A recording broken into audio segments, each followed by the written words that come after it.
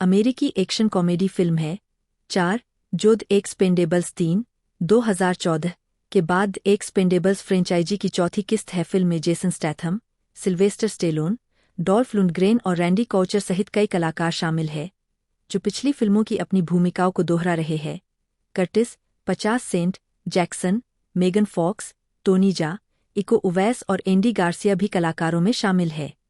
इसका निर्देशन स्कॉट वॉनेकट विमर, टैड डैगरहार्ट और मैक्स एडम्स की पटकथा से किया है, जो स्पेंसर कोहेन, विमर और डैगरहार्ट की कहानी पर आधारित है।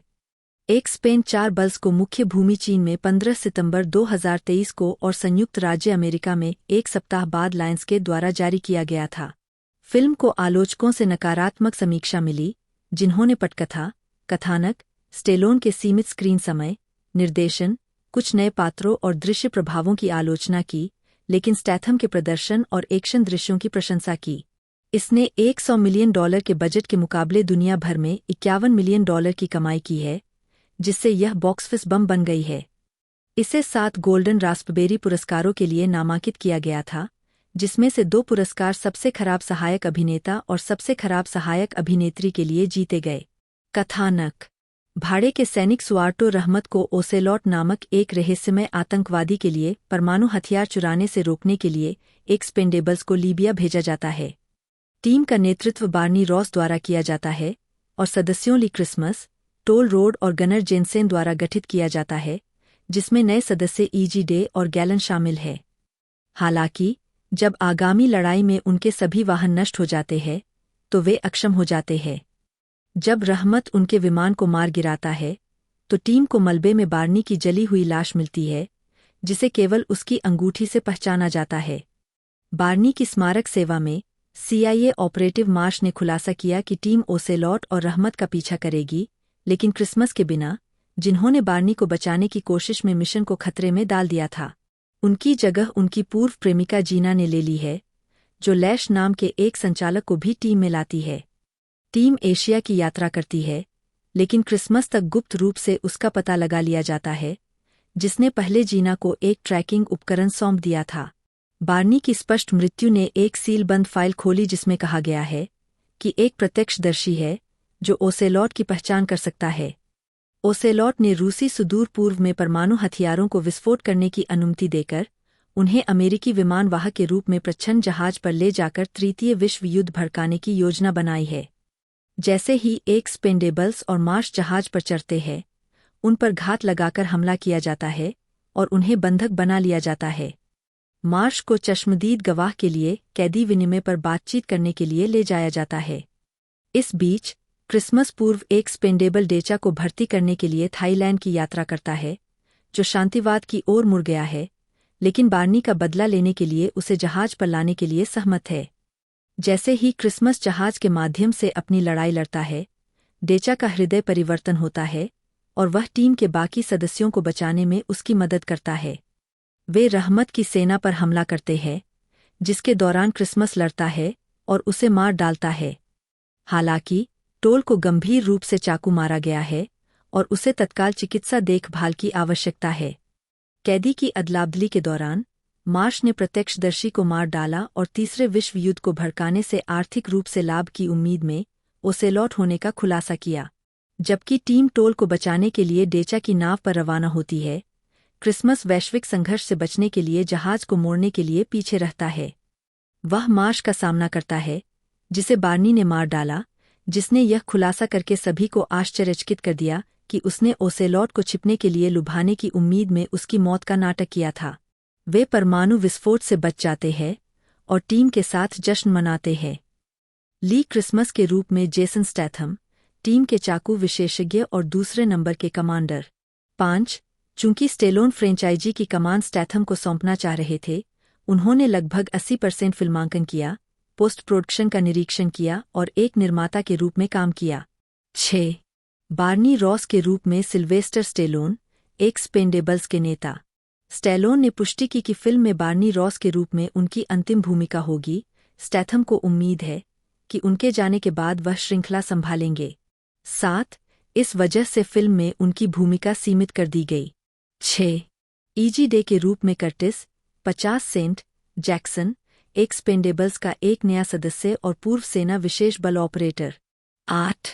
जीना के रूप में मेगन फॉक्स, एक CIA ऑपरेटर और एक्सपेंडेबल्स की सदस्य और साथ ही क्रिसमस की प्रेमिका। 8. गनर जेनसेन के रूप में डॉल्फ लुंडग्रेन, टीम का एक अस्थिर सदस्य, वर्षों के युद्ध तनाव से उबर गया। 5. लुंडग्रेन ने कहा कि उनका चरित्र अब कई वर्षों से शांत है और दार्शनिक आत्मा की खोज पर है। 9. डेचा उनाई के रूप में टोनीजा, एक्सपेंडेबल्स के पूर्व सदस्य।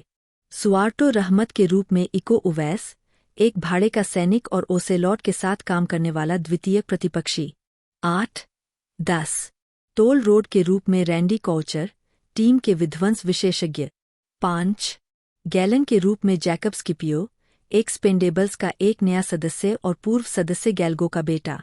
मूल रूप से एंटोनियो बैंडेरस को गैल्गो के रूप में अपनी भूमिका को दोहराने के लिए निर्धारित किया गया था, और जब वह अनुपलब्ध हो गया तो उसके संवाद और चरित्र को गैलन में फिर से लिखा गया था। 11. लैश के रूप में लेविट्रान, एक CIA ऑपरेटर और एक्सपेंडेबल्स का एक नया सदस्य। मार्श के रूप में एंडी गार्सिया। 8. एक CIA अधिकारी जो अनुबंध कार्य के लिए एक्सपेंडेबल्स को काम पर रखता है। 12. इसके अतिरिक्त शीला शाह को मैंडी एडेल के रूप में और एडी हॉल को बाउंसर के रूप में चुना गया। 5. 13. उत्पादन विकास।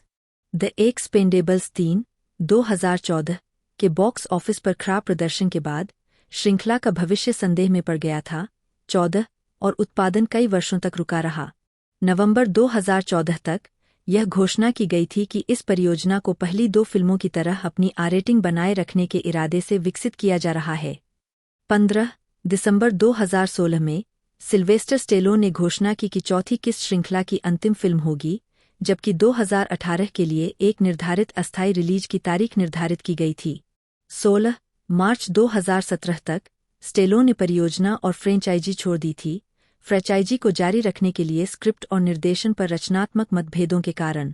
17 जनवरी 2018 में अन्य कलाकारों अर्नोल्ड श्वार्ज़नेगर सहित के मुखर समर्थन के बाद स्टेलोन ने अपने सोशल मीडिया प्लेटफॉर्म पर एक पोस्ट के साथ श्रृंखला में अपनी वापसी की घोषणा की। चौथी फिल्म पर नए विकास की पुष्टि। 18 अगस्त 2020 तक वर्टिस सिने ने लायंसगेट और मिलेनियम फिल्म्स के साथ फिल्म पर एक प्रोडक्शन स्टूडियो के रूप में अपनी भागीदारी की घोषणा की। उन्होंने यह भी खुलासा किया कि पैट्रिक ह्यूजेस श्रृंखला में निर्देशक के रूप में वापसी करेंगे। 19 नवंबर 2020 में मिलेनियम मीडिया के अध्यक्ष जेफरी ग्रीनस्टीन ने कहा कि स्टूडियो कोविड-19 महामारी के कारण दुनिया भर में उद्योग के भीतर विभिन्न देरी के बाद एक्सपेंडेबल्स 4 पर काम करना जारी रख रहा है। 20 अगस्त 2021 में हॉलीवुड रिपोर्टर ने बताया कि ह्यूज की जगह स्कॉट वो फिल्म का निर्देशन करेंगे, साथ ही स्टैथम फिल्म के निर्माता के रूप में काम करेंगे।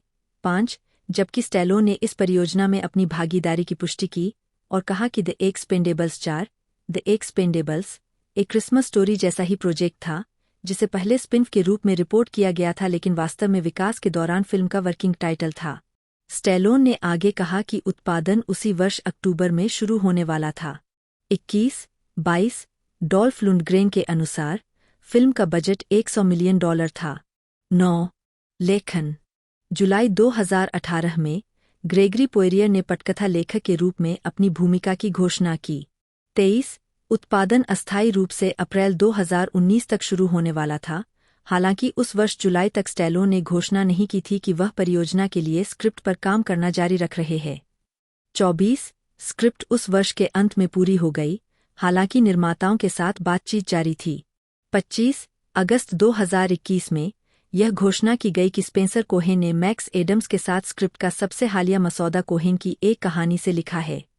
5 कास्टिंग इन वर्षों में कई अभिनेताओं ने रुचि दिखाई या दावा किया कि उनसे चौथी किस्त में अभिनय करने के लिए संपर्क किया गया था। मार्च 2014 में पियर्स ब्रॉसन ने कहा कि वह चौथी किस्त में अभिनय करने के लिए निर्माता एवी लर्नर के साथ सहमत हुए थे।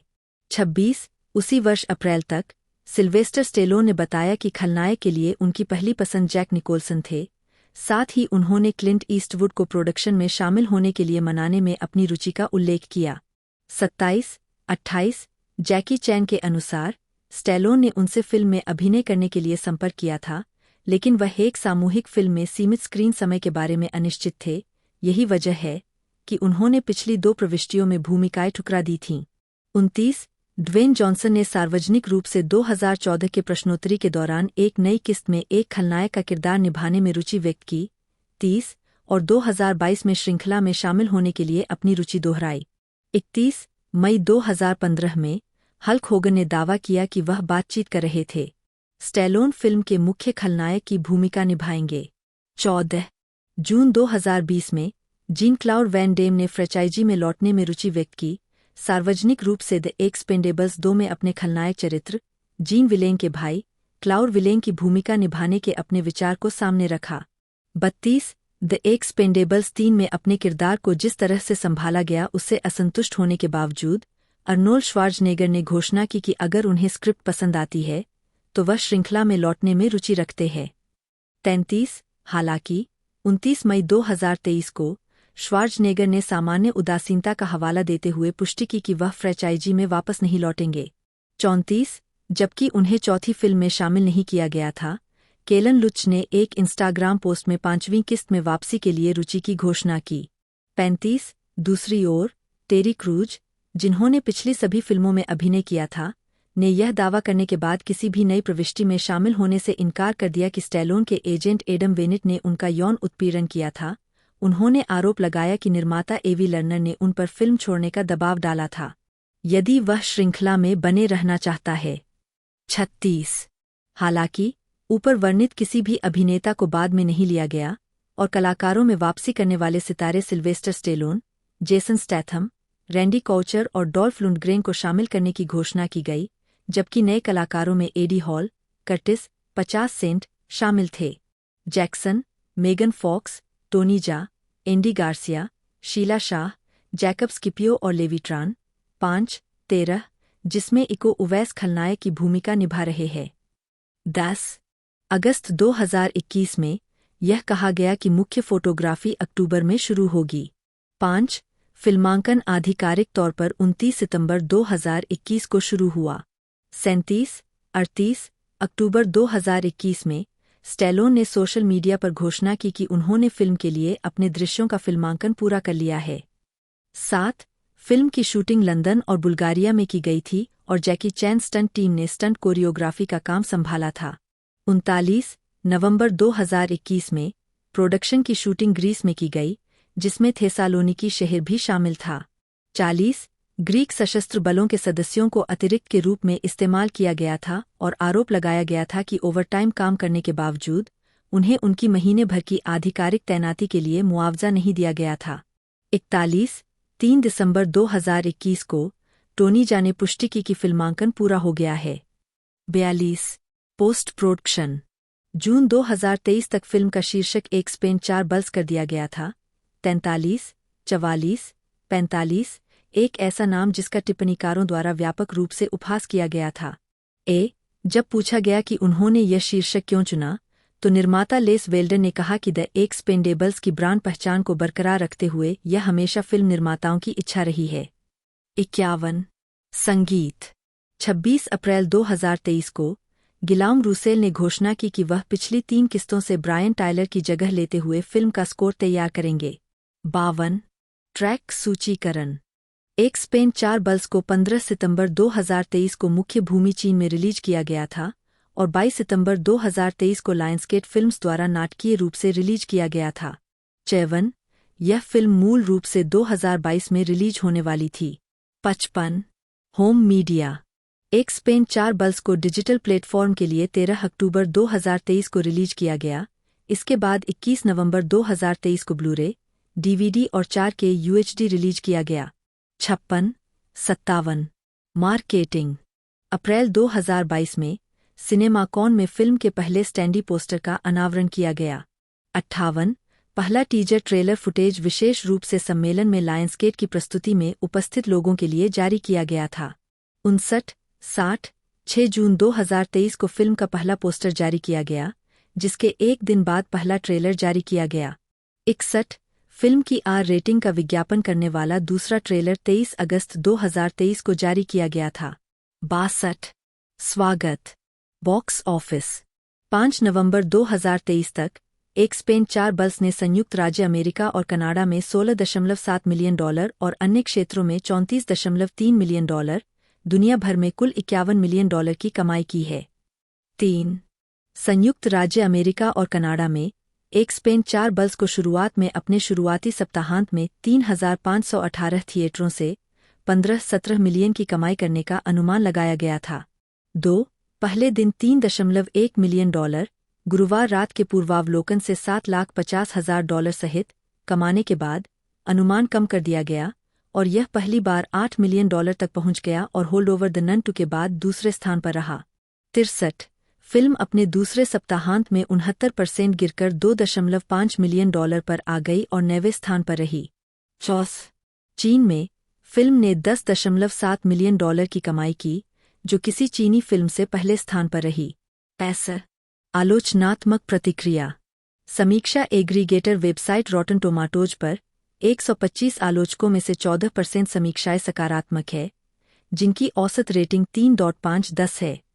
वेबसाइट की सर्वसम्मति में लिखा है, जेसन स्टैथम का ठोस काम और कुछ आधे अधूरे सेट के टुकड़े एक्सपेन 4 बल्स के कमजोर एक्शन और सस्ते दिखने वाले प्रभावों को पूरा करने के लिए पर्याप्त नहीं है। 66. मेटाक्रिटिक, जो एक भारित औसत का उपयोग करता है, ने 33 आलोचकों के आधार पर फिल्म को 100 में से 30 का स्कोर दिया, जो आमतौर पर प्रतिकूल समीक्षाओं को दर्शाता है। 67. सिनेमास्कोर द्वारा सर्वेक्षण किए गए दर्शकों ने फिल्म को A+ से F पैमाने पर B का औसत ग्रेड दिया, जो श्रृंखला में सबसे कम है, जबकि पोस्ट ट्रैक में सर्वेक्षण में शामिल दर्शकों ने इसे 64% समग्र सकारात्मक स्कोर दिया। 63. वेराइटी के लिए लिखते हुए ओवेन ग्लीबरमैन ने कहा, यह सच में 21वीं सदी का कचरा है, एक ऐसी फिल्म जिसमें एक्शन ही खर्च करने योग्य है। 69. खराब CGI प्रभावों का संदर्भ देते हुए कोलाइडर ने लिखा कि एक्सपेन 4 बल्स अक्सर एक फिल्म से ज़्यादा एक मोबाइल गेम जैसा दिखता है। 70. कई समीक्षकों ने इसकी तुलना इसी तरह खराब CGI वाली वॉकी एक अन्य फिल्म हिडन स्ट्राइक से की। 70. 71. IGN के साइमन थॉम्पसन ने इसी तरह की शिकायतें व्यक्त करते हुए कहा, विशेष प्रभाव या तो अधूरे दिखते हैं या इतने बुरे कि यह दुखद है, जैसे कि उन्हें ग्राफिक्स पैकेज से हटा दिया गया हो। 2000 के दशक की शुरुआत से एक मध्यम से कम बजट वाला वीडियो गेम। 72. विभिन्न समीक्षकों द्वारा अभिनय, कथानक, संवाद और हिंसा की आलोचना की गई। थॉम्पसन ने भद्दे और प्रेरणाहीन संवाद को भयानक कहा और निष्कर्ष निकाला कि फिल्म कुल मिलाकर एक गंभीर निराशा थी जिसमें किसी भी पुरानी यादों, करिश्मा और आकर्षण का अभाव है, जो फ्रेंचाइजी को आकर्षक बनाता था। 72. डेडलाइन के टॉड मैककार्थी ने आलोचना की कि फिल्म को लापरवाही से निष्पादित किया गया था। उनका मानना था कि विशेष रूप से अंतिम लड़ाई मेघ 2 की एक सटीक प्रतिलिपि थी, जो स्टैथम अभिनीत 1 और 2023 एक्शन फिल्म थी। 73.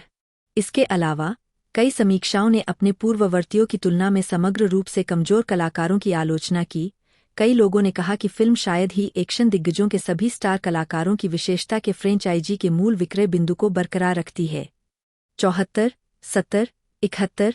पेस्ट में एक समीक्षा में कहा गया है कि स्टैथम ने सीरीज लीड के लिए पदोन्नति स्वीकार करने का विकल्प चुना है, लेकिन यह भी जोड़ा गया है कि द एक्सपेंडेबल्स को स्टैथम स्टार वाहन में बदलना केवल उनके कई लंबे समय से गलत प्रकार की व्ययशीलता को उजागर करता है। टाइम को स्टार्स, हम अपने आदमी को अकेले या अलग अलग जोड़ी में गांड मारते हुए क्यों नहीं देख सकते। 75. फिल्म की एक अन्यथा नकारात्मक समीक्षा में माना गया कि फिल्म इस फ्रेंचाइजी में सर्वश्रेष्ठ हो सकती है। 76. जबकि डिजिटल स्पाई की एक समीक्षा में कहा गया है कि उल्लासपूर्ण हिंसक कार्रवाई और स्क्रिप्ट दोनों में घटिया थ्रोबैक मजा की भावना बहाल की गई है। यह एक ऐसी फिल्म को बचाने के लिए बिल्कुल पर्याप्त नहीं है जो 2/3 उबाऊ है, लेकिन यह कम से कम द एक्सपेंडेबल्स 4 को अपूरणीय तीसरी फिल्म से ऊपर उठाती है। आप इतने एड्रेनालाइन हाई पर रह जाएंगे कि आपको आश्चर्य नहीं होगा। उपरोक्त STI की तरह एक्सपेंडेबल्स 1 और दौर के लिए वापस आ जाएगा। 71. प्रशंसा। कैलाहम का जन्म 24 अक्टूबर 1977 को फ्रेस्नो, कैलिफोर्निया में ली सू और माइकल कैलाहम के घर हुआ था। उसका एक भाई है, ग्रेगरी। 2. वह अपनी मां के माध्यम से चीनी वंश का है। 3. 4. उन्होंने मिशिगन विश्वविद्यालय में अंग्रेजी का अध्ययन किया और 1999 में स्नातक की उपाधि प्राप्त की। 5/6/2009 में कैलाहम ने ब्री टिची से शादी की। 7. उनका कम से कम एक बच्चा है। 8. वह एडी ब्रावो के तहत 10वें प्लैनेट जिउ-जित्सु में ब्राउन बेल्ट है। 9. कैरियर। हॉलीवुड टीवी लेखकों की जीवन शैली पर केंद्रित पेंटहाउस पत्रिका में एक लेख पढ़ने के बाद कैलाहम और एक दोस्त एक साथ कॉमेडी लिखने की योजना के साथ लॉस एंजल्स चले गए। उन्होंने कई एजेंसियों को प्रश्न पत्र भेजे लेकिन कभी प्रतिक्रिया नहीं मिली। कैलाहम ने कुछ समय के लिए क्रिएटिव आर्टिस्ट एजेंसी में काम किया, कभी-कभी कवरेज के लिए गुप्त रूप से अपनी सामग्री जमा की। 10/2003 में कैलाहम ने वीडियो गेम डूम के लिए फिल्म रूपांतरण लिखा और इसे 2005 की गर्मियों में प्रस्तुत किया। उस समय के आसपास कैलाहम ने वार्नर ब्रदर्स के लिए बैरो लिखा, एक भाड़े से प्रेरित एक्शन स्क्रिप्ट जो बाद में द एक्सपेंडेबल्स बन गई।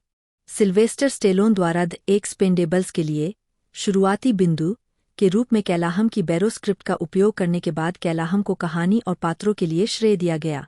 11/2010 में लेजेंडरी पिक्चर्स ने गॉडजिला के लिए पहला ड्राफ्ट लिखने के लिए कैलाहम को काम पर रखा, जिसके लिए उन्हें कहानी का श्रेय मिला।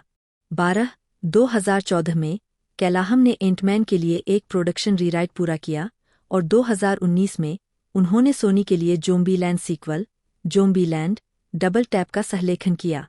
उन्होंने फोकस फीचर्स के लिए अभी तक अप्रकाशित जैकपॉट और नेटफ्लिक्स के लिए अमेरिका द मोशन पिक्चर पर भी काम किया।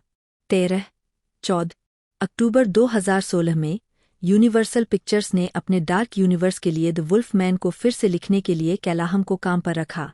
15 सितंबर 2017 में पैटी जेनकिंस ने अपने और जोफ जॉन्स के साथ वंडर वुमन 1984 की पटकथा लिखने के लिए कैलाहम को काम पर रखा। 16 नवंबर 2018 में सोनी पिक्चर्स एनिमेशन ने स्पाइडरमैन इनटू द स्पाइडरवर्स का सीक्वल लिखने के लिए कैलाहम को काम पर रखा। 17 अगले महीने मार्वल स्टूडियोज ने शांग-ची पर आधारित एक फिल्म की पटकथा लिखने के लिए कैलाहम को काम पर रखा। 18 फिल्म का विश्व प्रीमियर 16 अगस्त 2021 को हुआ था और 3 सितंबर 2021 को रिलीज हुई थी। अप्रैल 2020 में कैलाहम को वॉल्ट डिज्नी पिक्चर्स के हरक्यूलिस के लाइव एक्शन रीमेक के लेखक के रूप में घोषित किया गया था। 19 जून 2022 में यह बताया गया कि उन्होंने परियोजना छोड़ दी। 20 जनवरी 2022 में कैलाहम को आरोन और एडम नी के साथ नेटफ्लिक्स के लिए masters of the universe reboot की पटकथा का नवीनतम ड्राफ्ट लिखने की घोषणा की गई थी। 21 मई 2024 को यह पुष्टि की गई कि masters of the universe film अब अमेज़न एमजीएम स्टूडियो और मेटल फिल्म्स के माध्यम से रिलीज होगी और क्रिस बटलर द्वारा लिखित पटकथा के साथ ट्रेविस नाइट द्वारा निर्देशित की जाएगी जो प्रारंभिक पर आधारित होगी। कैलाहम और आरोन और एडम नी द्वारा लिखित मसौदा। 10 मई 2024 को यह घोषणा की गई कि कैलाहम, जिन्होंने गॉडजिला 2014 के शुरुआती ड्राफ्ट लिखे थे, Godzilla x Kong the New Empire का अनुवर्ती लेख लिखेंगे। 23 मुकदमा 2013 के अंत में न्यू इमेज और मिलेनियम फिल्म्स ने कैलाहम और Writers Guild of America West के खिलाफ धोखाधड़ी, अन्यायपूर्ण संवर्धन और त्रुटिपूर्ण और गलत सूचना गिल्ड मध्यस्थता पर घोषणात्मक राहत के लिए मुकदमा दायर किया, जिसने कैलाहम को द एक्सपेंडेबल्स और के लिए अयोग्य लेखन श्रेय दिया। उत्सर्जनीय 2 वादी ने कैलाहम पर जानबूझकर 2009 में WGA पटकथा लेखन क्रेडिट मध्यस्थता पैनल से ईमेल और अन्य पत्राचार को रोकने का आरोप लगाया, जिससे कथित तौर पर पता चलता है कि कैलाहम द एक्सपेंडेबल्स के साथ कितना कम शामिल था। उन्होंने 2 फिल्मों में अपने धोखाधड़ी वाले क्रेडिट के लिए किए गए किसी भी भुगतान के लिए कैलाहम से प्रतिपूर्ति की मांग की। 24 कैलाहम ने तब दावा किया कि सिल्वेस्टर स्टेलोन ने द एक्सपेंडेबल्स के स्रोत के रूप में उनकी स्क्रिप्ट बैरो का उपयोग किया था। एक WGA मध्यस्थता शुरू की गई जिसमें कैलाहम ने जीत हासिल की और इसके अलावा बोनस भुगतान में $1,02,250 अर्जित किए। स्टेलोन ने शब्दपूर्वक घोषणा की कि उन्होंने अपनी एक्सपेंडेबल स्क्रिप्ट के लिए बैरो को प्रेरणा के रूप में इस्तेमाल किया है। 25 फिल्मोग्राफी फिल्में वर्ष शीर्षक श्रेय टिप्पणियां संदर्भ 2005 कयामत पटकथा कहानी द्वारा वेस्ले स्ट्रिक के साथ सहलेखन किया। 26 2009 घुड़सवार द्वारा लिखित।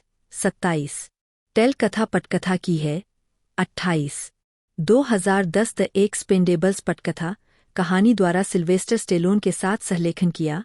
29 2012 एक्सपेंडेबल्स 2 पात्रों पर आधारित। 2014 गॉडजिला कहानी। 30 2015 चींटी आदमी उत्पादन पुनर्लेखन अमान्य। 13 2019 जोम्बीलैंड डबल टैप द्वारा लिखित रेट रीज और पॉल वर्निक के साथ सहलेखन किया। 31 2020 वंडर वुमन 1984 पटकथा की है।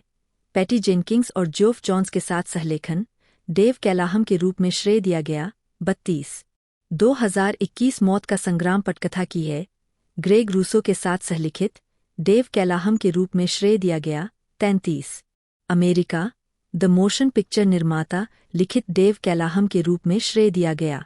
शांगची और the legend of the 10 rings पटकथा कहानी द्वारा डेस्टिन डैनियल क्रेटन और एंड्रयू लैनहम के साथ सहलेखन किया गया। डेव कैलाहम के रूप में श्रेय दिया गया। 34 2023 स्पाइडरमैन स्पाइडरवर्स के पार द्वारा लिखित फिल लॉर्ड और क्रिस्टोफर मिलर के साथ सहलेखन किया।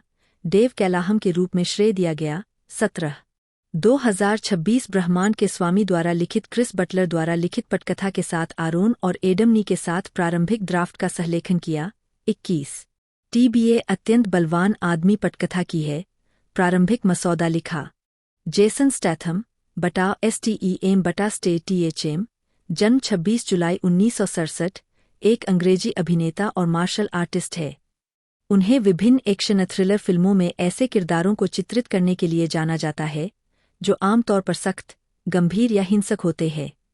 स्टैथम को 2000 और 2010 के दशक के दौरान एक्शन फिल्मों के पुनरुत्थान का नेतृत्व करने का श्रेय दिया गया है। 2017 तक उनके फिल्मी करियर ने टिकटों की बिक्री से $1.5 बिलियन, पाउंड 1.1 बिलियन से अधिक की कमाई की, जिससे वह फिल्म उद्योग के सबसे बैंकेबल सितारों में से एक बन गए। 3 स्टैथम ने अपनी युवावस्था में स्थानीय बाजार स्टालों पर काम करते हुए मनोरंजक रूप से चीनी मार्शल आर्ट, किकबॉक्सिंग और कराटे का अभ्यास शुरू किया। एक शौकीन फुटबॉलर और गोताखोर, वह ब्रिटेन की राष्ट्रीय गोताखोरी टीम के सदस्य थे और 1990 के राष्ट्रमंडल खेलों में इंग्लैंड के लिए प्रतिस्पर्धा की थी। कुछ ही समय बाद उन्हें विभिन्न विज्ञापन अभियानों में फ्रेंच कनेक्शन, टॉमी हिलफिगर और लेवी के लिए मॉडलिंग करने के लिए कहा गया। मार्केट स्टालों पर काम करने के उनके पिछले इतिहास ने गाय रिची अपराध फिल्मों लॉक, स्टॉक और 2 स्मोकिंग बैरल्स 1998 और स्नैच 2000 में उनकी कास्टिंग को प्रेरित किया। इन फिल्मों की व्यावसायिक सफलता ने स्टैथम को ट्रांसपोर्टर 3 2002 से 2008 में फ्रैंक मार्टिन के रूप में अभिनय करने के लिए प्रेरित किया। The Italian job 2003, crank 2006, war 2007, the bank job 2008, the mechanic 2011, spy 2015 जैसी कई तरह की डकैती और एक्शन थ्रिलर फिल्मों में अभिनय करने के बाद मैकेनिक, रिसरेक्शन 2016 उन्होंने खुद को हॉलीवुड के अग्रणी व्यक्ति के रूप में स्थापित किया।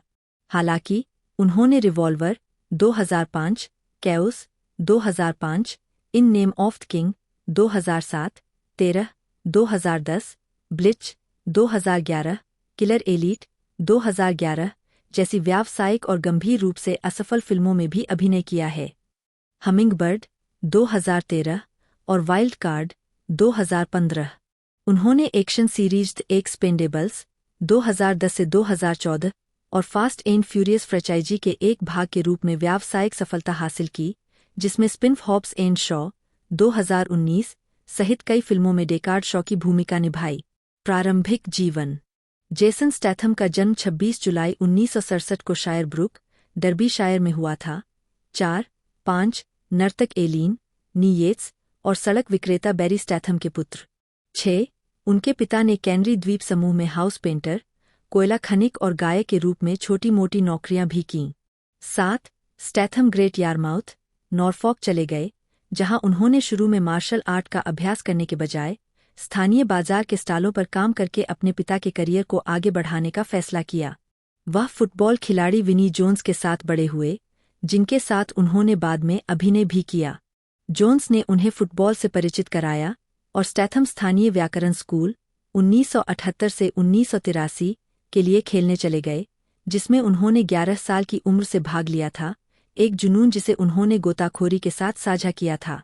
8 उन्होंने अपनी गोताखोरी तकनीकों को बेहतर बनाने के लिए प्रतिदिन अभ्यास किया और 12 वर्षों तक ब्रिटेन के राष्ट्रीय तैराकी दस्ते के सदस्य रहे। 9-10 उन्होंने 1990 के राष्ट्रमंडल खेलों में 10 मीटर, 3 मीटर और 1 मीटर प्रतियोगिताओं में इंग्लैंड के लिए प्रतिस्पर्धा की। 11 उन्होंने 2003 में IGN के साथ एक साक्षात्कार में कहा था कि राष्ट्रीय टीम के साथ उनका समय एक महान अनुभव था और यह आपको अनुशासन, ध्यान केंद्रित करना सिखाता है और निश्चित रूप से आपको परेशानी से दूर रखता है। 12 मीडिया में स्टैथम का जीवन तब शुरू हुआ जब उन्हें स्पोर्ट्स मॉडलिंग में विशेषज्ञता रखने वाली एजेंसी स्पोर्ट्स प्रमोशन द्वारा देखा गया, जब वह लंदन के crystal palace national sports centre में प्रशिक्षण ले रहे थे। उन्हें 1996 के वसंत ग्रीष्मकालीन संग्रह के दौरान विभिन्न मॉडलिंग अनुबंधों के लिए टॉमी हिल्फिगर, ग्रिफिन और लेवी द्वारा भी हस्ताक्षरित किया गया था। 13 1997 में वह कपड़ों के ब्रांड फ्रेंच कनेक्शन के लिए एक मॉडल बन गए। हाई स्ट्रीट कपड़ों की श्रृंखला के एक प्रवक्ता ने कहा, हमने जेसन को चुना क्योंकि हम चाहते थे कि हमारा मॉडल एक सामान्य लड़के जैसा दिखे। उसका लुक अभी के लिए बिल्कुल सही है, बहुत मर्दाना और बहुत अधिक पुरुष मॉडल जैसा नहीं। 5 हालांकि उन्हें अभी भी अपनी ज़रूरतों को पूरा करने के लिए एक सड़क विक्रेता के रूप में अपने पिता के नक्शेकदम पर चलने के लिए मजबूर होना पड़ा। उन्होंने कहा कि वह सड़क के कोनों पर नकली इत्र और आभूषण बेचते थे। 7-14 उन्होंने कुछ संगीत वीडियो में छोटी भूमिकाएं निभाईं, जिनमें 1993 में द शेमेन द्वारा कॉमन ऑन, 1994 में इरेजर द्वारा रन टू द सन, 15 और dream a little dream of me शामिल है। 1995 में द ब्यूटीफुल साउथ द्वारा 16-17 आजीविका 2000 से 2010 प्रमुखता में वृद्धि। 2007 में स्टैथम फ्रेंच कनेक्शन के लिए एक मॉडल के रूप में काम करते समय उनका परिचय नवोदित ब्रिटिश निर्देशक गाय रिची 18 से हुआ, जो एक फिल्म प्रोजेक्ट विकसित कर रहे थे और उन्हें एक स्ट्रीटवाइज चोर कलाकार की भूमिका निभानी थी। ब्लैक मार्केट सेल्समैन के रूप में स्टैथम के अतीत के बारे में जानने के बाद रिची ने उन्हें अपनी 1998 की अपराध कॉमेडी थ्रिलर लॉक, स्टॉक और टू स्मोकिंग बैरल में बेकन की भूमिका निभाने के लिए चुना। 19 डेड लिंक फिल्म को समीक्षकों और दर्शकों दोनों ने खूब सराहा और स्टैथम को लोगों की नज़रों में लाने में मदद की। फिल्म में उनकी भूमिका के लिए उन्हें UK 5,000 पाउंड का भुगतान किया गया था। 7 रिची के साथ स्टैथम का दूसरा सहयोग 2000 की फिल्म स्नैच में आया, जिसमें उन्होंने तुर्की की भूमिका निभाई। लोकप्रिय अभिनेता ब्रैड पिट, डेनिस फ्रीना और बेनिकियो डेल टोरो के साथ इस फिल्म ने बॉक्स ऑफिस पर $80 मिलियन से अधिक की कमाई की। स्नैच में उनकी भूमिका के लिए उन्हें UK 15,000 पाउंड का भुगतान किया गया, जो उनकी पहली फिल्म की राशि से 3 गुना अधिक था। 7 स्टैथम हॉलीवुड में प्रवेश करने में सफल रहे और 2001 में 2 फिल्मों में दिखाई दिए, science fiction action horror film ghosts of Mars और science fiction martial art action film the one. Statham को अधिक फिल्मी भूमिकाओं की पेशकश की गई और 2002 में उन्हें ल्यूक बेसन द्वारा लिखित एक्शन फिल्म द ट्रांसपोर्टर में ड्राइवर फ्रैंक मार्टिन की मुख्य भूमिका के लिए चुना गया। उन्होंने विंग चुन, कराटे और किक बॉक्सिंग का अध्ययन किया है। 20 इस फिल्म के 2 सीक्वल बने, ट्रांसपोर्टर 2 2005 और ट्रांसपोर्टर 3 2008। उन्होंने mean machine 2002, the Italian job 2003, 21 और सेल्यूलर 2004 में सहायक भूमिकाएं भी निभाई, जिनमें उन्होंने मुख्य खलनायक की भूमिका निभाई। 2015 में उन्होंने मेलिसा मैककार्थी, जूड लॉ और रोज बायर्न के साथ एक्शन कॉमेडी स्पाई में अभिनय किया। व्यावसायिक रूप से सफल इस फिल्म को स्टैथम की अधिक गंभीर भूमिकाओं के विपरीत उसके हास्य पक्ष को प्रदर्शित करने के लिए विशेष रूप से सराहा गया। 48, 49, 50, 51 एम्पायर पत्रिका के एक लेख के अनुसार 2015 के अंत में एक स्पाई 2 का विकास किया गया था, जिसमें स्टैथम के चरित्र रिक फोर्ड के लिए अधिक स्क्रीन समय समर्पित था। 52 स्पाई में उनकी भूमिका के लिए उन्हें कॉमेडी में सर्वश्रेष्ठ अभिनेता के क्रिटिक चॉइस अवार्ड के लिए नामांकित किया गया था। 53 स्टैथम को 2015 के अंत में ट्रांसपोर्टर श्रृंखला को रीबूट करने के लिए 3 फिल्म अनुबंध की पेशकश की गई थी, लेकिन उन्होंने इसे ठुकरा दिया क्योंकि हस्ताक्षर की तारीख से पहले उन्हें स्क्रिप्ट नहीं दी गई थी और वे इसके मुआवजे पैकेज से नाखुश थे। 54 55 द गार्जियन के एक लेख के अनुसार स्टैथम ने आगामी स्पेक्टर फिल्म में जेम्स बॉन्ड की भूमिका निभाने में रुचि व्यक्त की। इसके लेखक स्टीव रोज ने कहा कि इसमें कोई संदेह नहीं है कि स्टैथम बॉन्ड वॉक पर चल सकते हैं और अपनी बात कहना किसी ऐसे चरित्र के साथ शायद ही कोई मुद्दा हो सकता है जिसका उच्चारण शॉन कॉनरी के स्कॉटिश ब्रोग और टिमोथी डाल्टन के वेल्श के बीच उतार चढ़ाव वाला हो। 56 साक्षात्कार के बाद आलोचकों और जनता की ओर से उन्हें भविष्य की फिल्म में जेम्स बॉन्ड के रूप में स्थापित करने के लिए कई कॉल आए। 57, 58, 59, 2016 वर्तमान निरंतर सफलता। उनकी 2011 की फिल्म द मैकेनिक की अगली कड़ी 2016 के अंत में निर्माण के लिए निर्धारित की गई थी और मैकेनिक पुनरुत्थान के रूप में शुरू होने की घोषणा की गई थी। यह फिल्म अंतर्राष्ट्रीय फिल्म बाजारों में व्यावसायिक रूप से अत्यधिक सफल रही और दुनिया भर में $109.4 मिलियन की कमाई की। 60 फोर्ब्स के अनुसार यह फिल्म स्टैथम की 7वीं सबसे बड़ी कमाई और उनके करियर की सबसे व्यावसायिक रूप से सफल एकल फिल्म उद्यम थी।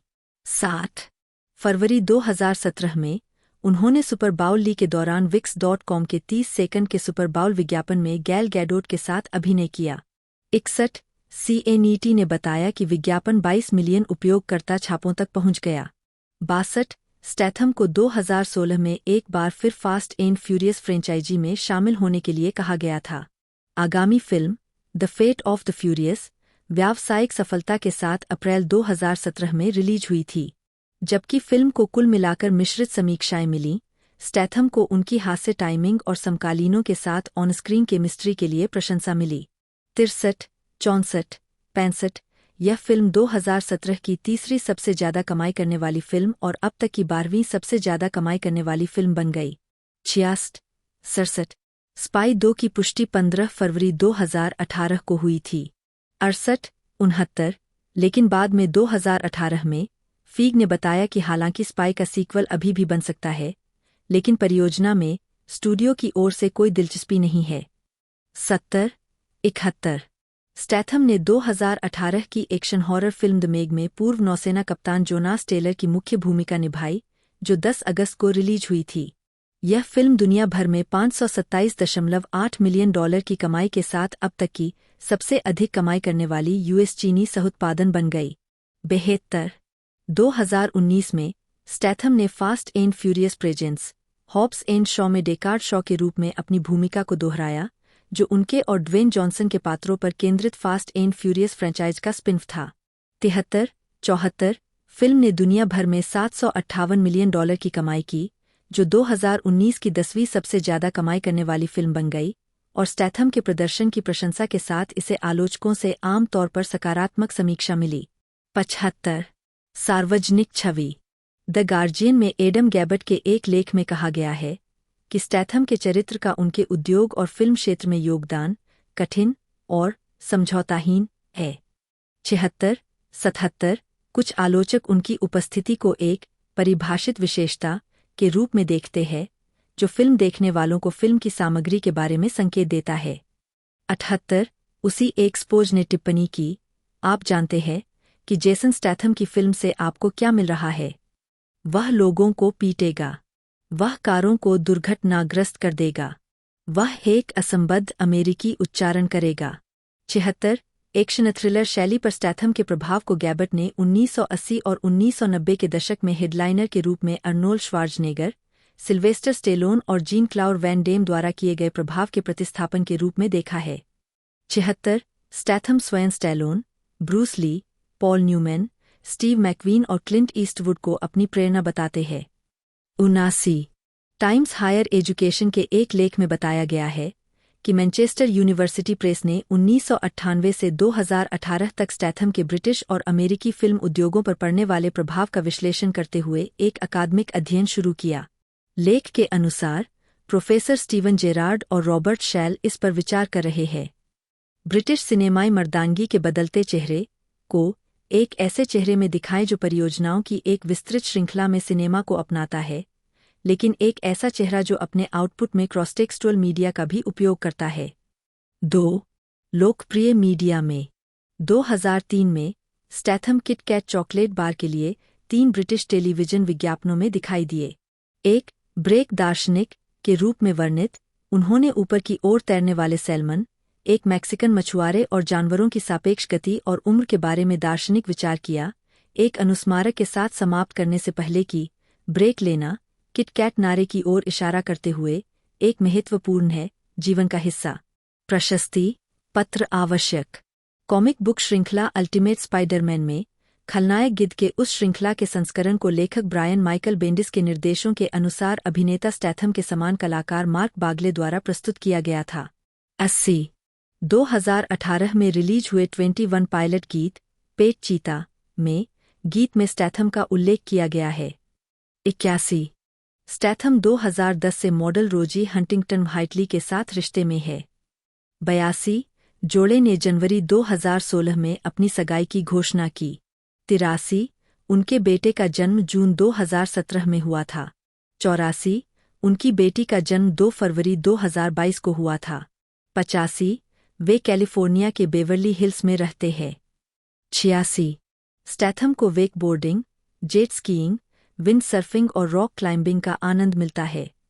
79 द एक्सपेंडेबल्स 3 के लिए वरना बुल्गारिया में लोकेशन पर फिल्मांकन के दौरान खराब ब्रेक के कारण उन्होंने एक ट्रक को सड़क से उतारकर काले सागर में गिरा दिया। 65 87 2013 में वैनिटी फेयर के साथ एक साक्षात्कार में उन्होंने स्टंट कलाकारों को उनकी अपनी अकादमी पुरस्कार श्रेणी दिए जाने की वकालत की। सभी स्टंटमैन ये गुमनाम नायक है, वे वास्तव में है। कोई भी उन्हें कोई विश्वसनीयता नहीं दे रहा है। वे जोखिम उठा रहे हैं, उनकी गर्दनें।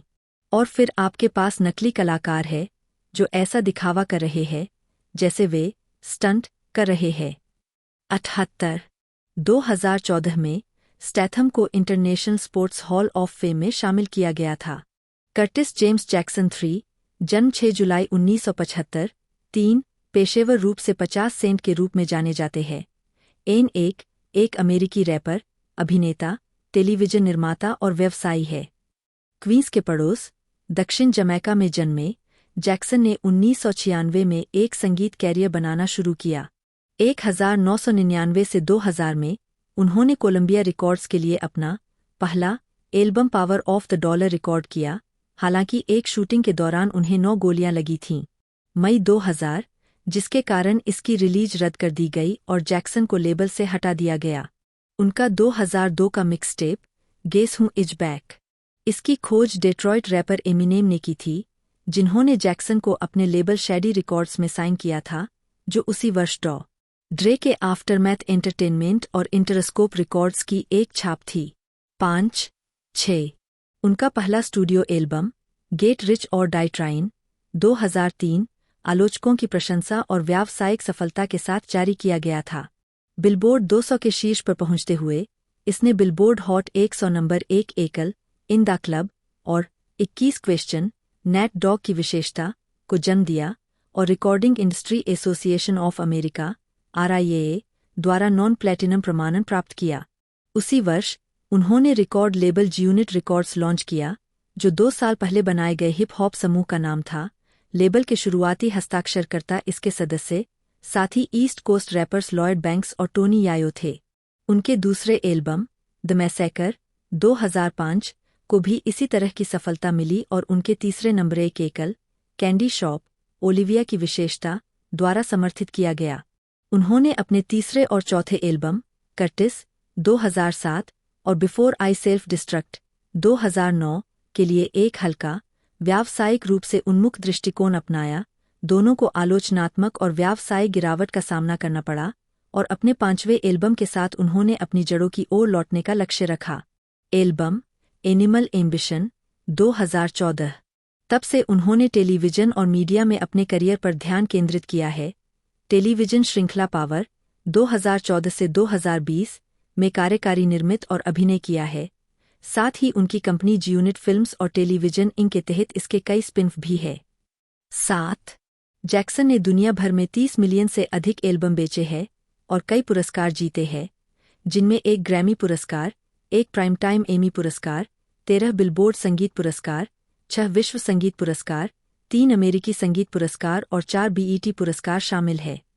8 अपने अभिनय करियर में जैक्सन ने पहली बार अर्धात्मकथात्मक फिल्म गेट रिच और डाई ट्राइन 2005 में अभिनय किया, जिसकी आलोचना की गई। उन्हें युद्ध film home of the brave 2006 और क्राइम थ्रिलर राइटियस किल 2008 में भी कास्ट किया गया था। बिलबोर्ड ने 2023 में अपनी 50 महानतम रैपर्स सूची में जैक्सन को 17वां स्थान दिया, 9 और उन्हें 2000 के दशक का छठा शीर्ष कलाकार नामित किया। 10 रोलिंग स्टोन ने 2000 के दशक के 100 सर्वश्रेष्ठ एल्बम और 2000 के दशक के 100 सर्वश्रेष्ठ गीतों की अपनी सूची में गेट रिच और डाई ट्राइन और इन द क्लब को क्रमशः 37 और 13वें स्थान पर रखा। 11-12 प्रारंभिक जीवन। जैक्सन का जन्म न्यूयॉर्क शहर के क्वींस नगर में हुआ था और उनका पालन पोषण उनकी मां सबरीना ने दक्षिण जमैका के पड़ोस 3 में किया था। सबरीना, एक ड्रग डीलर, ने जैक्सन को तब तक पाला जब तक वह आग में जलकर मर नहीं गई, जब जैक्सन 8 साल का था। 13-14 जैक्सन ने एक साक्षात्कार में खुलासा किया कि उनकी मां समलैंगिक थीं। 15-16 अपनी मां की मृत्यु और अपने पिता के चले जाने के बाद जैक्सन का पालन पोषण उसके दादा दादी ने किया। 17 उन्होंने लगभग 11 साल की उम्र में बॉक्सिंग शुरू की और जब वह 14 साल के थे तो एक पड़ोसी ने स्थानीय युवाओं के लिए एक बॉक्सिंग जिम खोला। जैक्सन को याद आया, जब मैं स्कूल में समय बर्बाद नहीं कर रहा था तो मैं जिम में कसरत कर रहा था या स्ट्रिप पर क्रैक बेच रहा था। 18 प्राइमरी स्कूल के दौरान उन्होंने क्रैक बेचा। 19 मैं रिंग में प्रतिस्पर्धी था और हिप हॉप भी प्रतिस्पर्धी है। मुझे लगता है कि रैपर्स खुद को मुक्केबाजों की तरह तैयार करते हैं, इसलिए उन्हें ऐसा महसूस होता है जैसे वे चैंपियन हैं। 12 साल की उम्र में जैक्सन ने नशीले पदार्थों का कारोबार करना शुरू कर दिया जब उसके दादा दादी को लगा कि वह स्कूल के बाद के कार्यक्रमों में है। 21 और स्कूल में बंदूकें और नशीली दवाओं के पैसे लाते हैं। 10वीं कक्षा में उसे एंड्रयू जैक्सन हाई स्कूल में मेटल डिटेक्टरों द्वारा पकड़ा गया था। मैं शर्मिंदा था कि मुझे इस तरह गिरफ्तार किया गया। गिरफ्तार होने के बाद मैंने इसे छिपाना बंद कर दिया। मैं अपनी दादी को खुले तौर पर बता रहा था मैं नशीली दवाएं बेचें। 29 जून 1994 को जैक्सन को एक गुप्त पुलिस अधिकारी को कोकीन की 4 शीशियां बेचने के आरोप में गिरफ्तार किया गया था। 3 सप्ताह बाद उसे फिर से गिरफ्तार कर लिया गया जब पुलिस ने उसके घर की तलाशी ली और हेरोइन, 10 औंस क्रैक कोकीन और एक शुरुआती पिस्तौल मिली। हालांकि जैक्सन को 3 से 9 साल की जेल की सजा सुनाई गई थी, उसने 6 महीने एक बूट कैंप में सेवा की और अपना GED अर्जित किया। उन्होंने कहा है कि उन्होंने खुद कोकीन का सेवन नहीं किया। 17, 23, 24 जैक्सन ने परिवर्तन के रूपक के रूप में उपनाम 50 सेंट अपनाया। 25 यह नाम 1980 के दशक के ब्रुकलिन डाकू केल्विन मार्टिन से प्रेरित था, जिसे 50 सेंट के नाम से जाना जाता था। जैक्सन ने इसे चुना क्योंकि यह वह सब कुछ कहता है जो मैं इसे कहना चाहता हूँ। मैं उसी तरह का व्यक्ति हूँ जैसा 50 सेंट था। मैं किसी भी तरह से अपना भरण पोषण करता हूँ। जैक्सन ने एक दोस्त के तहखाने में रैप करना शुरू किया, जहां उन्होंने वाद्ययंत्रों को रिकॉर्ड करने के लिए टर्नटेबल्स का इस्तेमाल किया। 27 1996 में एक मित्र ने उन्हें रंडी MC के जैम मास्टर जे से मिलवाया, जो जैम मास्टर जे रिकॉर्ड्स की स्थापना कर रहे थे। जय ने उसे बार गिनना, कोरस लिखना, गाने की संरचना करना और रिकॉर्ड बनाना सिखाया। 28 29 जैक्सन की पहली उपस्थिति ओनिक्स के साथ उनके 1998 एल्बम शट एम डाउन के लिए रिएक्ट पर थी। उन्होंने हुक्स लिखने की अपनी क्षमता में सुधार के लिए जैम मास्टर जे को श्रेय दिया। 20 और जे ने जैक्सन का पहला अप्रकाशित एल्बम तैयार किया। 14 1999 में जैक्सन के जैम मास्टर जे को छोड़ने के बाद प्लैटिनम बेचने वाले निर्माता ट्रैक मास्टर्स ने उन्हें कोलंबिया रिकॉर्ड्स में साइन किया। उन्होंने उसे न्यूयॉर्क के एक स्टूडियो में भेजा, जहां उसने 2 सप्ताह में 36 गाने तैयार किए। 13-18 को उनके 2000 album power of the dollar में शामिल किया गया था। 30 जैक्सन ने पूर्व जी-यूनिट सदस्य बैंक एम स्मर्फ के साथ हॉलो पॉइंट एंटरटेनमेंट की स्थापना की। 31-32 जैक्सन की लोकप्रियता सफल, विवादास्पद भूमिगत एकल हाउ टू रॉब के बाद बढ़ने लगी, जिसे उन्होंने एक स्टूडियो में आधे घंटे की कार यात्रा के दौरान लिखा था। 25-33 ट्रैक में हास्यपूर्वक वर्णन किया गया है कि वह कैसे प्रसिद्ध कलाकारों को लूटता था। जैक्सन ने गाने का औचित्य समझाया, उस लेबल पर 100 कलाकार है, आपको खुद को उस समूह से अलग करना होगा और खुद को प्रासंगिक बनाना होगा। 25 रैपर्स जेजेड, कुरूप, स्टिकी फिंगाज, बिग पुन, DMX, विक्लिफ जीन और वूतांग कबीले ने ट्रैक पर प्रतिक्रिया दी। 33 और NAS ने जैक्सन को अपने नास्त्रेदमस दौरे में शामिल होने के लिए आमंत्रित किया। 34 हालांकि हाउ टू रॉब को ठग लव, डेस्टिनीज चाइल्ड के साथ रिलीज करने का इरादा था। ठग लव संगीत वीडियो फिल्माने से 2 दिन पहले जैक्सन को गोली मार दी गई और उसे अस्पताल में भर्ती कराया गया। 35 24 मई 2000 को जैक्सन पर दक्षिण जमैका में उनकी दादी के पूर्व घर के बाहर एक बंदूकधारी ने हमला किया था। एक दोस्त की कार में बैठने के बाद उसे कुछ कहने लेने के लिए घर लौटने के लिए कहा गया। उसका बेटा घर में था और उसकी दादी सामने आंगन में थीं। उद्धरण वांछित, जैक्सन कार की पिछली सीट पर लौट आया और एक अन्य कार पास में आकर रुकी। एक हमलावर आया और 9 mm हैंडगन से करीब से 9 गोलियां चलाईं। जैक्सन को हाथ, बाह, कूल्हे, दोनों पैर, छाती और बाएं गाल में गोली मारी गई। 14, 22, 36 उनके चेहरे पर घाव के कारण जीभ सूज गई, एक अकलदार टूट गई और आवाज थोड़ी धुंधली हो गई। 22, 34, 37 उसका दोस्त हाथ में घायल हो गया था। उन्हें अस्पताल ले जाया गया, जहां जैक्सन ने 13 दिन बिताए। कथित हमलावर Daryl, homicide, bomb, Mike Tyson का करीबी दोस्त और अंगरक्षक। 38 3 सप्ताह बाद मारा गया। 39 जैक्सन ने शूटिंग को याद करते हुए कहा, यह इतनी तेजी से होता है कि आपको वापस गोली चलाने का मौका भी नहीं मिलता। मैं पूरे समय डरा हुआ था। मैं रियरव्यू मिरर में ऐसे देख रहा था, ओह शिट, किसी ने मेरे चेहरे पर गोली मार दी। यह जलता है, जलता है, जलता है। 22 अपनी आत्मकथा From Pieces to Weight, once upon a time in Southside Queens में उन्होंने लिखा, जब मुझे करीब से 9 बार गोली मारी गई और मरा नहीं, मैंने सोचना शुरू कर दिया कि मेरे जीवन का एक उद्देश्य होना चाहिए। वह गोला और कितना नुकसान कर सकता था। मुझे इस दिशा या उस दिशा में 1 इंच भी दो और मैं चला गया। 17 जैक्सन ने 6 सप्ताह तक वॉकर का उपयोग किया और 5 महीने के बाद पूरी तरह से ठीक हो गए। जब उन्होंने अस्पताल छोड़ा तो वह अपनी प्रेमिका और बेटे के साथ पोकोनोस में रहे और उनके कसरत शासन ने उन्हें एक मांसल शरीर विकसित करने में मदद की। 14, 22, 40 अस्पताल में जैक्सन ने कोलंबिया रिकॉर्ड्स के साथ एक प्रकाशन समझौते पर हस्ताक्षर किए, इससे पहले कि उन्हें लेबल से हटा दिया गया और रिकॉर्डिंग उद्योग द्वारा उनके गीत घेटो कुरान के कारण ब्लैकलिस्ट कर दिया गया। अमेरिकी स्टूडियो में काम करने में असमर्थ होने के कारण वह कनाडा चले गए। 41, 42 बिजनेस पार्टनर शामनी एक्सेल के साथ जैक्सन ने प्रतिष्ठा बनाने के लिए मिक्सटेप के लिए 30 से अधिक गाने रिकॉर्ड किए। हिटक्वार्टर साक्षात्कार में शेडी रिकॉर्ड्स A&R के मार्क लाबेले ने कहा कि जैक्सन ने मिक्सटेप सर्किट का उपयोग अपने लाभ के लिए किया। उन्होंने प्रत्येक कलाकार से सभी सबसे हॉट बीट्स ली और उन्हें बेहतर हुक के साथ फ्लिप किया। फिर वे मिक्सटेप पर सभी बाजारों में आ गए और सभी मिक्सटेप डीजे उनके साथ खिलवाड़ कर रहे थे।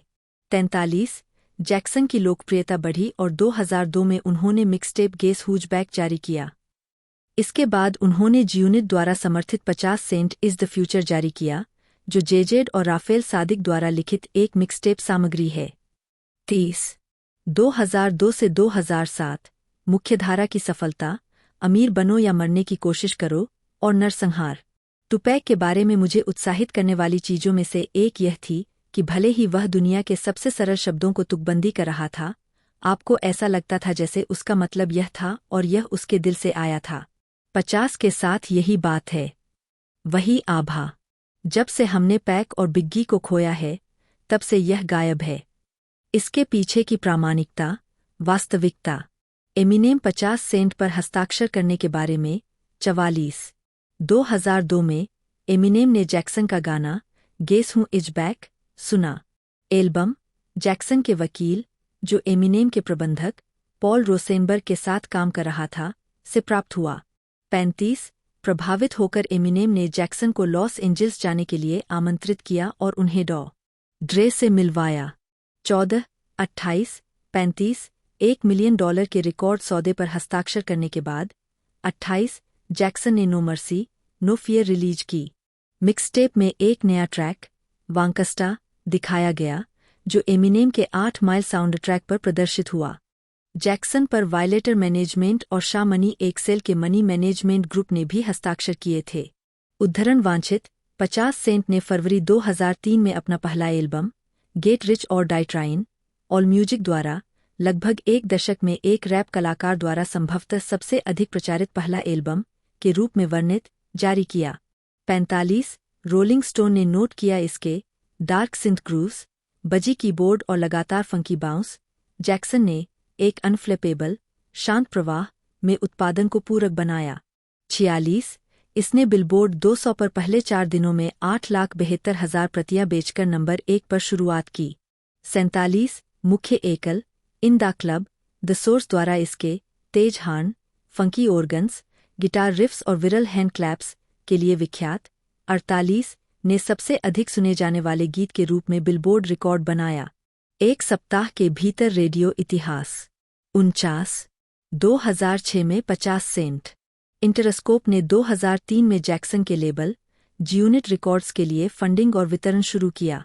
50 उन्होंने लॉयड बैंक्स, टोनी यायो और यंग बक को जी-यूनिट के सदस्यों के रूप में साइन किया और द गेम को बाद में डॉ के साथ एक संयुक्त उद्यम में साइन किया गया। ड्रे का आफ्टरमैथ एंटरटेनमेंट। जी-यूनिट रिकॉर्ड्स ने जैक्सन की पिछली छाप रॉटन एपल एंटरटेनमेंट की जगह ले ली। 51 50 सेंट कार्यकारी ने लॉयड बैंक्स के जून 2004 के पहले studio album the hunger for more का निर्माण किया, जिसने अमेरिका में प्लैटिनम का दर्जा हासिल किया। 50 सेंट ने लॉयड बैंक्स के हिट एकल ऑन फायर में भी गायन में योगदान दिया। मार्च 2005 में 50 सेंट के दूसरे व्यावसायिक एल्बम द मैसेक्रे की पहले 4 दिनों में 1.14 मिलियन प्रतियां बिकीं। संक्षिप्त बिक्री चक्र में सबसे अधिक 47 और 6 सप्ताह तक बिलबोर्ड 200 पर नंबर 1 रहा। 52 वाह कैंडी शॉप, डिस्को इन्फर्नो और हाउ वी डू के साथ एक ही सप्ताह में बिलबोर्ड के शीर्ष 5 में 3 एकल गाने वाले पहले एकल कलाकार थे। 53 रोलिंग स्टोन के अनुसार 50 के दशक का गुप्त हथियार उनकी गायन आवाज है, भ्रामक शौकिया ध्वनि वाला टेनर क्रोन जिसे वह लगभग हर कोरस पर तैनात करते हैं। 54 50 सेंट का video game 50 Cent bulletproof नवंबर 2005 में जारी किया गया था। 50 सेंट खुद को चित्रित करता है और वीडियो गेम में अपनी समानता और आवाज प्रदान करता है। वीडियो गेम में उसके पहले 2 स्टूडियो एल्बमों का संगीत भी शामिल है। सजावटी हाथी पकड़े हुए 3 पुरुष और 1 महिला। ओलिविया, लॉयड बैंक्स, यंग बक और 50 सेंट बाएं से दाएं, बैंकॉक में फरवरी 2006। द गेम के प्रस्थान के बाद जैक्सन ने ओलिविया और रैप दिग्गज मोबब डीप को जी-यूनिट रिकॉर्ड्स में साइन किया। स्पाइडर लोक, एमओपी, 40 ग्लॉक और यंग हॉट रॉड बाद में लेबल में शामिल हो गए, जिन्होंने अंततः लेबल छोड़ दिया। 55 56 जैक्सन ने जी-यूनिट के अलावा अन्य रैपर्स के साथ काम करने में रुचि व्यक्त की, जैसे BME के लिल स्क्रैपी, डेफ जैम के LL कूल जे, बैड बॉय के मेस और रॉकेफेला के फ्रीवे, और रिकॉर्ड किया गया कई के साथ। 57 2007 से 2010 कर्टिस, काने वेस्ट के साथ बिक्री लड़ाई और बिफोर आई सेल्फ डिस्ट्रक्ट।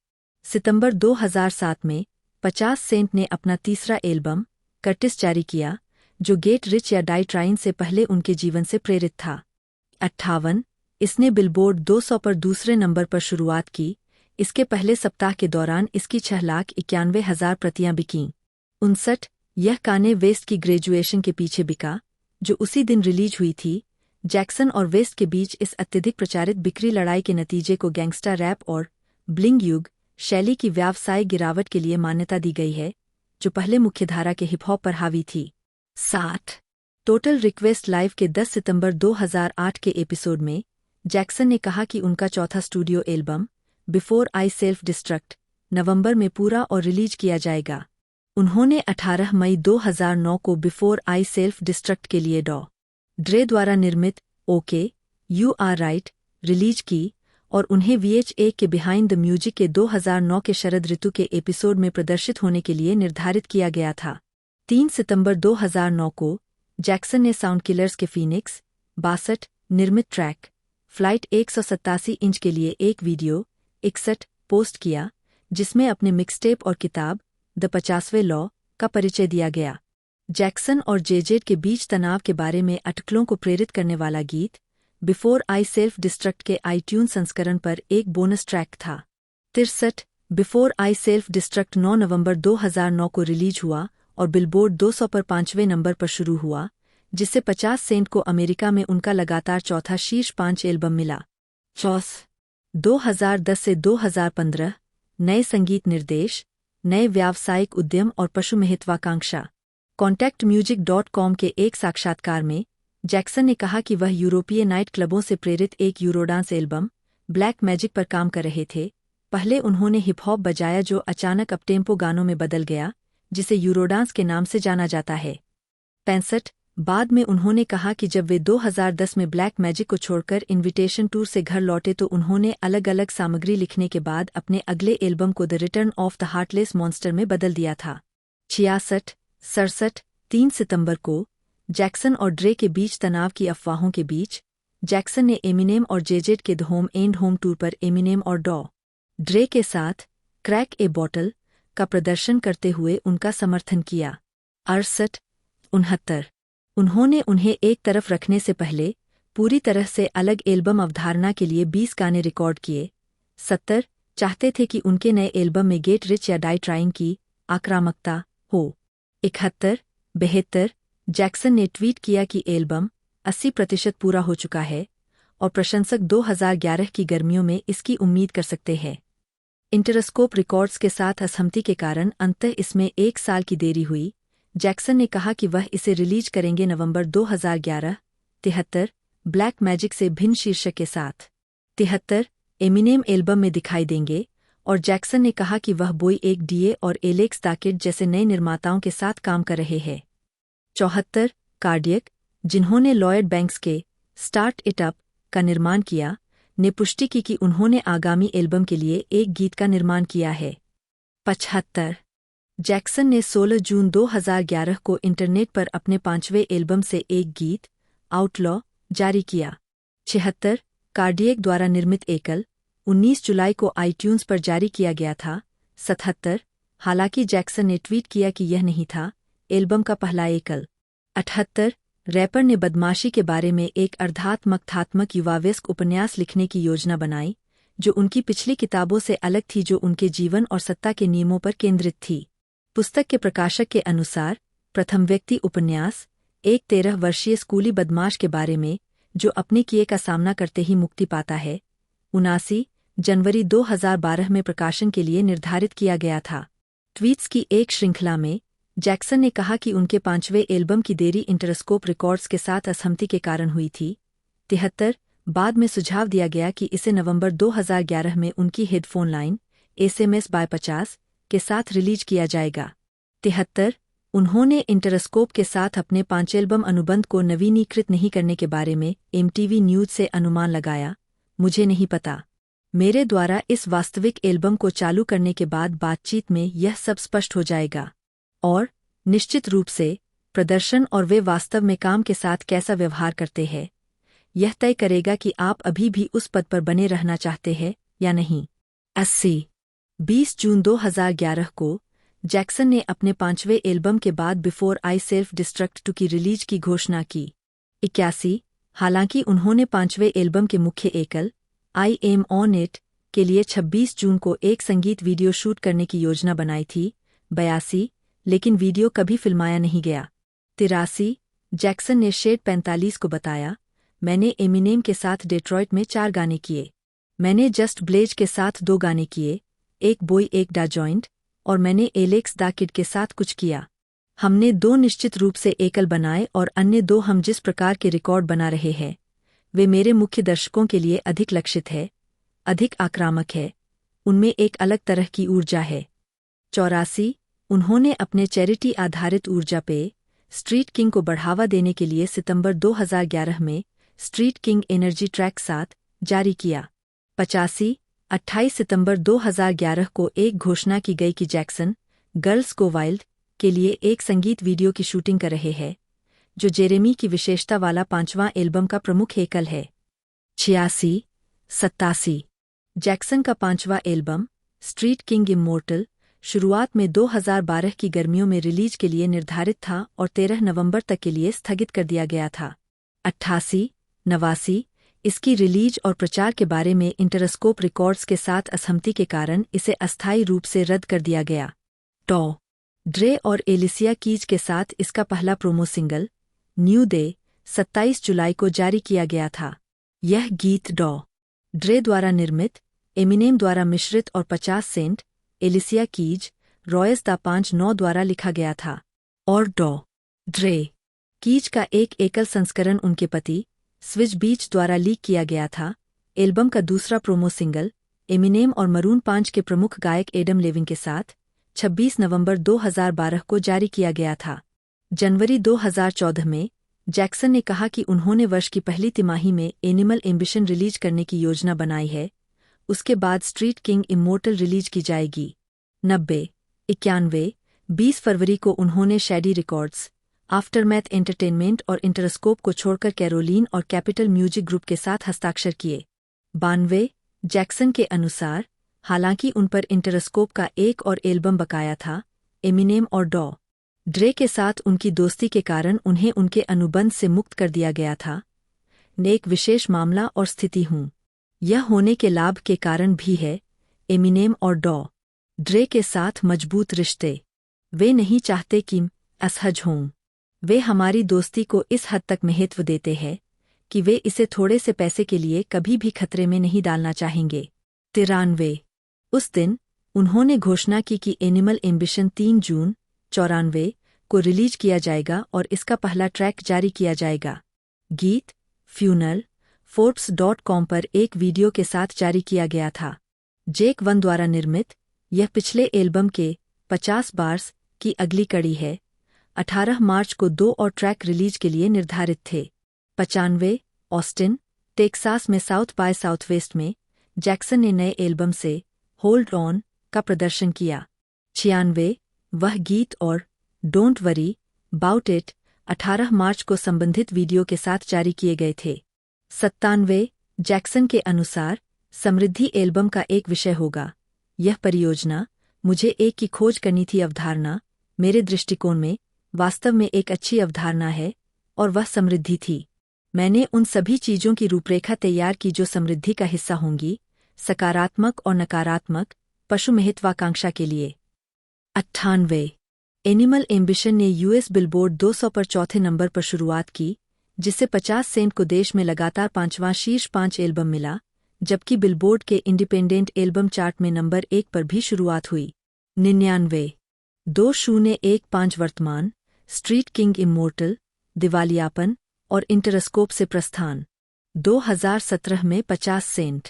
14 मई 2015 को जैक्सन ने एक साक्षात्कार में खुलासा किया कि स्ट्रीट किंग इमोर्टल का पहला एकल मेमोरियल डे सप्ताहांत में पूर्वावलोकन किया जाएगा और संभवतः जून में रिलीज किया जाएगा। 100 जैक्सन ने 20 मई 2015 को अपने छठे studio album street king immortal के पहले एकल के रूप में गेट लो रिलीज किया। रेमो द हिटमेकर द्वारा निर्मित इस गाने में साथ ही अमेरिकी रैपर्स 2 चैनज और टीआई के साथ साथ अमेरिकी गायक जेरेमी ने भी अपनी आवाज दी है। 101 उन्होंने 13 जुलाई 2015 को दिवालियापन की घोषणा की। 102 31 मार्च 2017 को इंटरस्कोप रिकॉर्ड्स ने लेबल के लिए 50 सेंट का अंतिम एल्बम जारी किया, जो बेस्ट ऑफ नामक सबसे बड़ा हिट एल्बम था।